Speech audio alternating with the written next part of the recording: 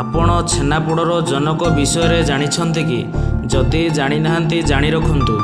Daspalla block ସାତପାଟଣାର Sudarshan Sahu ଏହି ସୁସ୍ୱାଦୁ ଛେନାପୋଡ଼ର ଜନକ ଅଟନ୍ତି।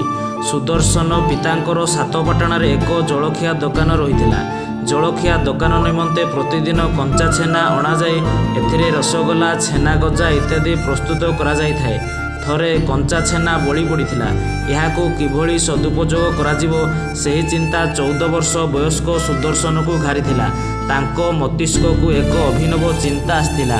ପରୀକ୍ଷାମୂଳକ ଭାବେ ବଳି ପଡ଼ିଥିବା ଛେନାରେ କିଛି ପରିମାଣରେ ଚାଉଳ ଚୂନା, ସୁଜି, ଚିନି ଏବଂ ଗୁଜୁରାତି ଇତ୍ୟାଦି ମିଶାଇ ତାହାକୁ କଦଳୀ ପତ୍ରରେ ଗୁଡ଼ାଇ ଏକ ପିତ୍ତଳ ଥାଳିରେ ଘିଅ ମାରି ଥାଳି ତଳେ ରଡ଼ ନିଆଁ ଏବଂ ଛେନା ଗୁଡ଼ା ଯାଇଥିବା କଦଳୀପତ୍ର ଉପରେ ରଡ଼ ନିଆଁ ଦେଇ ଚୁଲି ଉପରେ ରଖିଦେଇଥିଲେ।